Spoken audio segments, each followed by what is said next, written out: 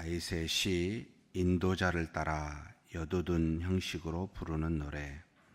내가 말하기를 나의 행위를 조심하여 내 혀로 범죄하지 아니하리니 악인이 내 앞에 있을 때에 내가 내 입에 재갈을 먹이리라 하였도다.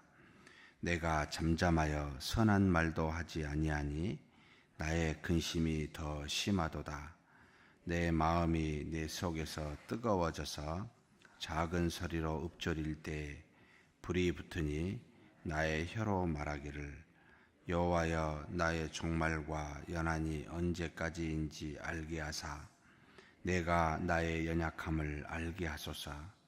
주께서 나의 날을 한 뼘 길이만큼 되게 하심에 나의 일생이 주 앞에는 없는 것 같사오니 사람은 그가 든든히 서 있는 때에도 진실로 모두가 허사뿐이니이다. 셀라.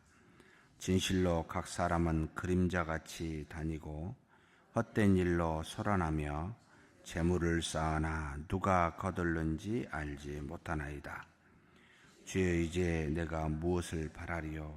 나의 소망은 주께 있나이다. 나를 모든 죄에서 건지시며 우매한 자에게서 욕을 당하지 아니하게 하소서. 내가 잠잠하고 입을 열지 아니함은 주께서 이를 행하신 까닭이니이다. 주의 징벌을 나에게서 옮기소서. 주의 손이 치심으로 내가 쇠망하였나이다. 주께서 죄악을 책망하사 사람을 징계하실 때 그 영화를 좀먹음같이 소멸하게 하시니 참으로 인생이란 모두 헛될 뿐이니이다. 셀라. 여호와여 나의 기도를 들으시며 나의 부르짖음에 귀를 기울이소서. 내가 눈물 흘릴 때에 잠잠하지 마옵소서. 나는 주와 함께 있는 나그네이며 나의 모든 조상들처럼 떠도나이다. 주는 나를 용서하사 내가 떠나 없어지기 전에 나의 건강을 회복시키시옵소서. 아멘. 시편 39편 제목에 인도자를 따라 여두둔 형식으로 부르는 노래에서 여기 여두둔이라는 말이 나옵니다. 여둔이라는 표현은 39편, 62편, 72편 총 3개에 걸쳐서 나온 제목에 있는 내용인데 사람 이름입니다. 아합 또는 이제 해만 그리고 에단이라고 다윗이 찬송하기 위해서 일종의 지금의 우리 찬양대와 같은 그런 어떤 찬양단을 만들어서 했었던 지도자들인데요. 전부 다 레위기 지파에 속합니다. 여기 여두둔은 에단의 아마 다른 이름이 아닌가라고 보고 있습니다. 여두둔의 이름의 그 근원은 찬미하다 이런 이제 의미인데요. 에단의 조상은 쭉 적혀 있는데 후손은 적혀 있지 않고 놀랍게도 여두둔의 후손은 적혀 있는데 조상이 적혀 있지 않습니다. 그래서 일반적으로 모든 학자들은 여기 여두둔 하면 에단의 또 다른 이름이다. 그래야 조상과 후손이 함께 이제 적혀 있는 것이 그래야 맞다라고 보고 있어서 우리가 그렇게 이해를 하고 있습니다. 그런데 왜 여두둔 형식으로 부르는 노래라 할까 할 때는 아마도 이 에단이 했었던 악기를 따라 또는 에단의 어떤 그 연주 방식을 따라 이런 의미라고 이해하시는 것이 가장 적절하지 않나라고 보고 있습니다. 다윗이 지은 시를 에단 곧 여두둔의 형식에 맞는 그 어떤 찬송으로 부른다라는 의미가 여기에 해당이 됩니다. 그 형식이 뭡니까? 라고 물으시게 되면 모르겠습니다. 나중에 천국에 가서 물어보셔야 될 것 같습니다. 이 시편의 주된 쭉 내용은 사실 마지막 절에 힌트를 주고 있습니다. 보면은 주는 나를 용서하사 내가 떠나 없어지기 전에 나의 건강을 회복시키소서.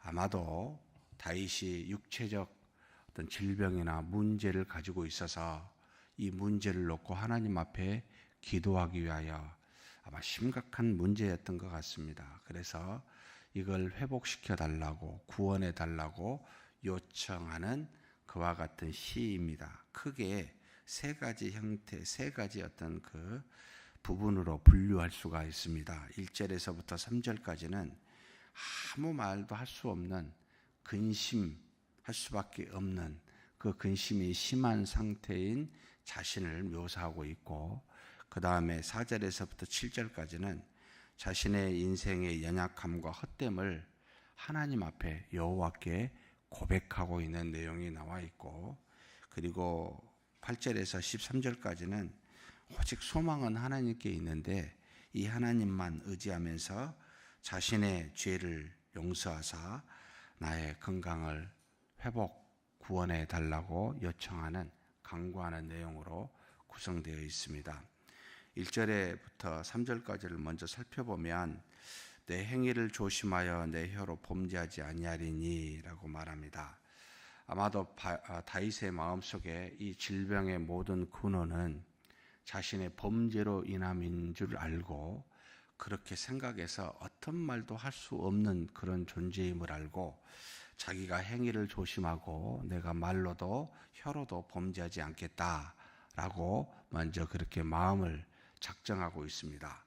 그러면서 내 앞에 있는 죄인이 있을 때, 악인이 있을 때 그를 책망하지도 아니하고, 또 내 앞에 좋은 어떤 이 말을 해야 될, 선한 말도 해야 될 환경일 때도 내가 아무 말하지 않겠다라고 지금 악한 말이나 선한 말이나 내가 행하지 아니하고 내 자신을 돌아보니 참 죄가 넘쳐서 이와 같은 고난이 있으니 그저 나는 잠잠하게 하나님 앞에 있겠다, 이와 같은 심정을 지금 스스로 자신의 상태를 고백합니다. 그러면서 그렇게 2절에 보니까 내가 잠잠하여 선한 말도 하지 아니하는데, 그렇게 아무 말, 선한 말도 악한 말도 권면이나 무슨 말 하지 아니하는데도 자기 마음은 근심이 굉장히 심하다는 겁니다. 나의 근심이 더 심하다라고 말하면서, 그러면서 3절에 보니까 내 마음이 내 속에서 뜨거워져요. 이걸 우리가 다 아마 경험해 보셨으리라고 생각이 됩니다. 무슨 말도 할 수 없는 나에게 있는 고난과 역경, 아픔 때문에 아무 말도 하고 싶지도 않은데, 그래서 하나님의 뜻을 구하고 찾고 있는데 안에서 막 뜨거워집니다. 근심은 더해가고 속에서 뜨거워집니다. 이럴 때 지금 다윗이 어떻게 하고 있습니까? 내가 작은 소리로 읊조릴 때 불이 붙는다. 읊조림은 그 다음에 말하는데 혀로 하나님 앞에 고하는 내용이 그 다음 절에 나오는데, 속에서는 불이 붙어 있는 거죠. 이 상황과 현실에 대해서 어떻게 해볼 수 없는 우리 인간의 연약함을 느끼고, 또 자신의 죄악됨을 깨닫고, 내가 아무 말 하지 않지만 근심이 더하며 불붙는 듯한 마음으로 하나님 앞에 작은 소리로 읊조리는 기도를 다음과 같이 합니다. 4절에서부터 13절이 그 기도의 내용인데 두 가지로 분류가 됩니다. 첫째는 자신의 인생의 연약함과 헛됨을 하나님 앞에 고백하는 겁니다. 여호와여, 나의 종말과 연한이 언제까지인지 알게 해주십시오. 내가 가지고 있는 질병이나 육체의 연약함으로 언제 죽을지 모르지만 그날이 온다면 좀 알게 해주십시오. 미리 준비하고 싶어서 알게 해달라고, 자포자기하고 싶어서 알게 해달라고 말하는 건 아닙니다. 뒤에 보니까 내가 나의 연약함을 알게 하기 위해서, 내가 내 자신의 이 연약함을 깨달기 위해서 하나님 차라리 알려주십시오. 참 어찌 보면은 어렵고 힘든 상황에서도 다윗의 믿음의 깊이를 우리가 느낄 수가 있습니다. 우리가 고난과 역경이 오고 불가항력적인 환경을 만날 때 두 가지 마음이 들잖아요. 자포자기하고 될 대로 되라, 이게 뭐냐, 이런 또 자신에 대한 절망감도 갖게 되고, 동시에 그러면서 우리는 하나님께 어떤 생각이 나가죠? 불평과 불만을 토로하는 방향으로 나가는 게 일반적인 건데, 다윗은 그렇지 아니하고 더 자신의 연약함을 깨닫게 해달라고, 차라리 내가 내일 죽는다, 모레 죽는다, 좀 미리 연한을 알려주면 내가 더 자신의 연약함을 알 수 있는 그런 어떤 마음으로 알게 해달라고 말하죠. 이렇게 말하면 하나님이 혹시 가르쳐 주신 적이 있었습니까? 시와 때는 절대 안 가르쳐 줍니다. 언제 정확하게 될 거라고 성경 어디에서도 개인적으로 어떤 기도하는 사람에게도 가르쳐 준 적이 없습니다. 우리의 이제 어찌 보면 연약함에 대한 탄식인데요. 하나님은 가르쳐 주시진 않습니다. 왜 안 가르쳐 주실까요? 하나님이 안 가르쳐 주신 이유가 다 있죠. 우리의 유익함인데 왜요? 우리는 우리의 문제의 해결에 관심을 갖습니다만 하나님은 우리에게 뭘 관심을 가질까요? 뒤에 보면은 다윗이 스스로 여기 고백합니다. 뭐라고 이야기합니까? 10절에 보면 주의 징벌이라고 말합니다. 현재 가지고 있는 게 주의 징벌을 나에게 옮기소서. 지금 현재 내가 처한 이 육체적 고난과 역경이 누구의 뜻입니까? 하나님의 뜻임을 알고 있습니다. 자기의 죄로 말미암은 하나님의 뜻임을 알고 있기 때문에 그는 뭐라고 이것에 대해서 인식하면서 어떤 생각을 합니까? 우리는 이 문제를 해결해 달라고 사실은 나가 하나님의 살아계심을 그 하나님 앞에 나가 그 하나님의 뜻을 따라 그 하나님께 영광을 돌리고자 하는 마음보다 사실은 우리는 우리 문제의 해결을, 그래서 하나님의 살아계심을 그렇게 발견하고자 하는 것이 우리 마음인데 하나님은 사실 이걸 주므로 우리의 문제의 해결보다 더 관심을 갖는 것은 그 문제로 인해서 주님이 주신 징벌로 인해서 우리로 어떻게 하기를 바라시죠? 하나님께 나와 하나님을 더 믿게 하는 것에 더 관심을 갖습니다. 왜냐하면 인생의 모든 역경과 고난은 오래 가지 않을 뿐만 아니라 이것은 전부 다 하나님이 사용하시는 하나의 도구입니다. 우리에게 주신 축복도 마찬가지입니다. 하나의 도구일 뿐입니다. 혹시 종종 저는 이런 생각을 합니다. 하나님이 나에게 믿음을 주어 내가 사는 것이냐, 아니면 주신 믿음을 통해 내 안에서 하나님이 살게 하신 것이냐 라고 질문을 할 때는 답이 나옵니다.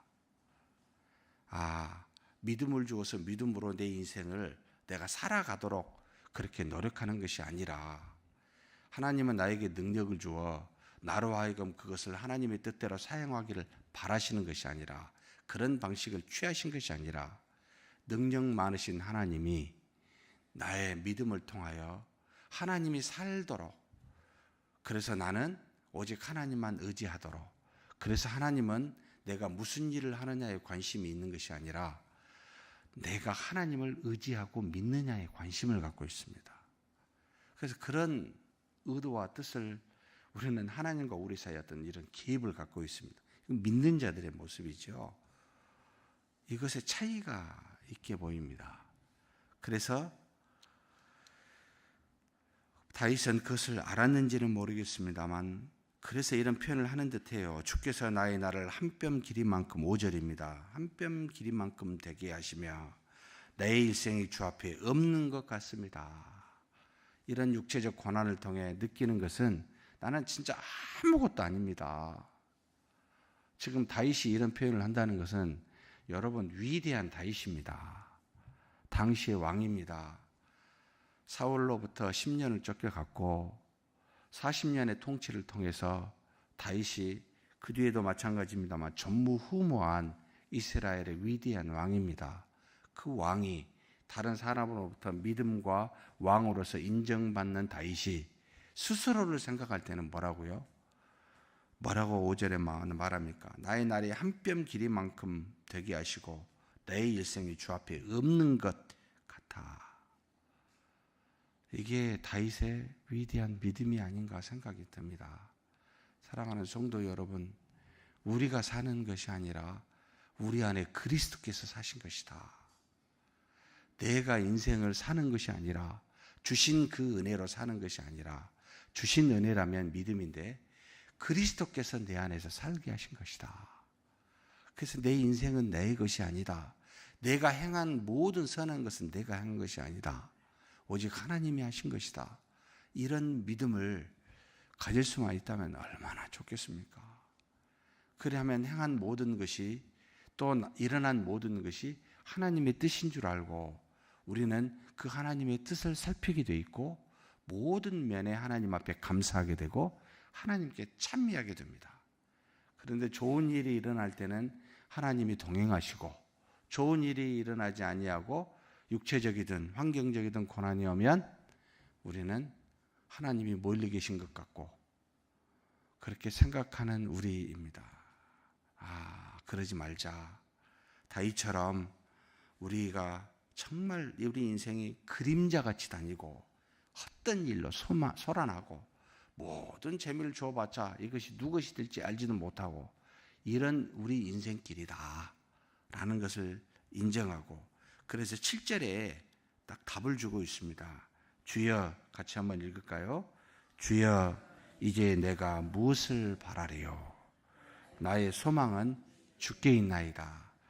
이것을 구별했으면 좋겠습니다. 나의 소망은 주께 있나이다 하고 나의 소망은 믿음으로 선한 일을 행하는 것이다 하고 구별해야 됩니다. 주님 자체가 소망입니다. 주님이 주신 그 어떤 믿음과 능력과 이 땅에서 선한 일이 소망이 아닙니다. 그건 하나의 열매일 뿐입니다. 주님 자체가 소망인 사람을 통하여 자연스럽게 나타나는 열매들일 뿐입니다. 그 열매들은 주께서 하신 겁니다. 그래서 그것으로 우리는 어떤 것도 자랑할 수가 없습니다. 주님이 하셨으니까. 그럼 우리의 자랑은 주님이 하신 일을 자랑하는 게 아니고 주님을 자랑하는 겁니다. 그래서 주께 소망을 두어야 됩니다. 주님의 역사에 소망을 두는 것이 아니라는 말입니다. 그러면 그와 같은 믿음을 가지면 그러면 어떻게 이제 기도하겠습니까? 12절 13절입니다. 여호와여 나의 기도를 들으시며 나의 부르짖음에 귀를 기울이소서. 내가 눈물을 흘릴 때에 담잠하지 마옵소서. 나는 주와 함께 있는 나그네이며 나의 모든 조상들처럼 떠도나이다. 정말 아무것도 아니에요 나는. 그러면서 주는 나를 용서하사 내가 떠나 없어지기 전에 나의 건강을 회복시키소서. 우리는 하나님 앞에 할 수 있는 가장 위대한 일이 뭡니까? 기도입니다. 용서하사 하나님 동행하시는 나그네와 같은 나와 동행하시는 하나님 나를 용서하사 할 수만 있으면 구원해 달라고. 안 해도 감사합니다. 그러나 할 수만 있으면 구원해 달라고. 죄의 징계를 주신 이도 하나님이시여 여기서 구원하신 이도 하나님이시니 그렇게 해달라고. 이렇게 주님께만 소망을 두는 사람, 이와 같은 믿음으로 사는 저와 여러분이 되기를 주의 이름으로 축복합니다. 하나님 아버지 감사합니다. 우리가 이 땅에서 무슨 일을 하는 것은 내가 하는 것이 아니요 하나님이 하시는 것인 줄 압니다. 이 땅에서 일어난 수많은 고난과 역경도 우연히 온 것이 아니라 우리의 죄악으로부터 하나님이 돌이키고자 하나님만 믿고 바라보게 하시고자 그렇게 우리에게 징계하신 것인 줄 압니다. 우리는 이 땅에서 나그네와 같이 사는 자이지만 주님과 동행하며 믿음의 선조들이 살았던 것과 같이 잠시 있다가는 그와 같은 세상의 인생인 줄 믿습니다. 그러니 우리의 소망을 세상의 그 어떤 선한 것에 좋은 것에 은혜에 두지 않게 하시고 오직 만물을 주관하시고 죄에 따라 징계하시며 축복에 따라 은혜를 주시는 그 하나님께만 소망을 두게 하여 주시옵소서. 주님만 바라보는 우리 모두가 되게 하실 줄 믿사옵고 우리 주님 예수님의 이름으로 기도하옵나이다. 아멘.